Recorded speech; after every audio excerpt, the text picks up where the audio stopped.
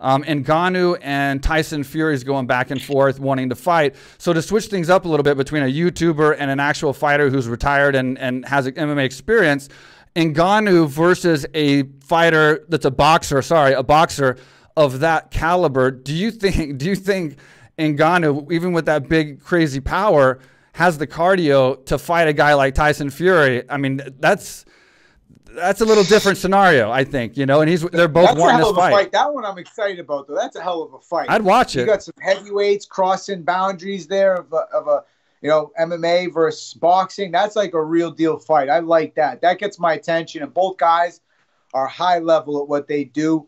But, you know, I always try to compare boxing and mixed martial arts to, like, sprinting and marathon running. They're both running. It's a sport of running, you know, but they're just a little different, you know. It's not the same sport. But that being said, I mean, either one of those guys, I would say more so Ngannou could put anybody in the world down. And Fury, you know, might just take him a little while longer to pick him apart, get the defense down, and then put him away. But what a hell of a fight that is, man. I would love to see that one. And I hope he does put away Joshua. Fury puts away Joshua just to build that fight, because what a fight that would be.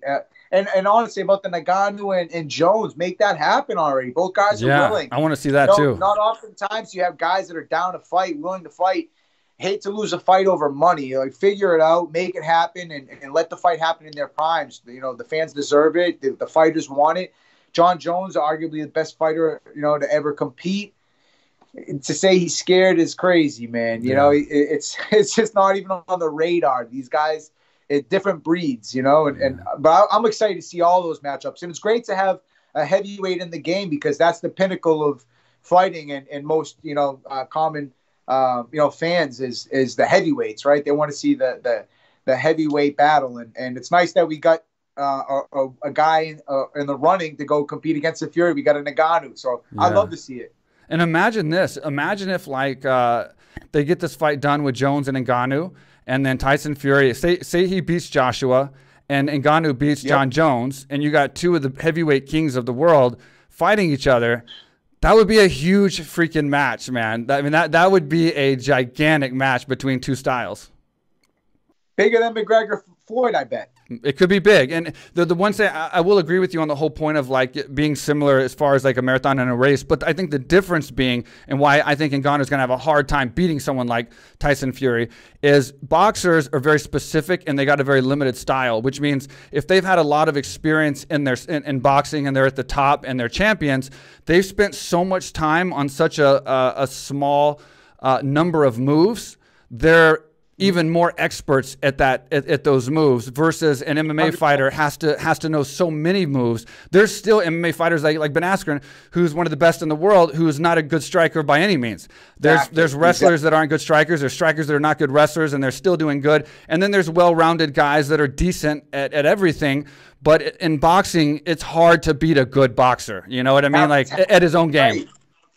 Yeah, it's a half fight, man. It's different, you know. Like you're saying, you only focus on the hands.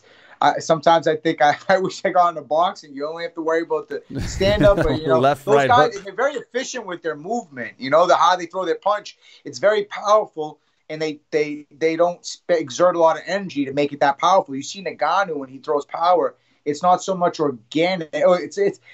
It's not so much efficient, you know. It's definitely organic. It's coming, and it's coming from it. Sometimes it really impressed me how he was very patient that last fight. He's continuing to build, and but yeah, I think Fury definitely, you know, he finds a way how to deal with that. But I wouldn't rule out Ngannou. You know, he's got great coaches around him, great training partners. The guy's, you know, committed to the game. Obviously, he's training, making improvements every fight. He's like a new fighter. So who knows by the time they actually step in there, you know, because the way the boxing world works, they push these fights back forever. So he'll have a lot of time to prepare.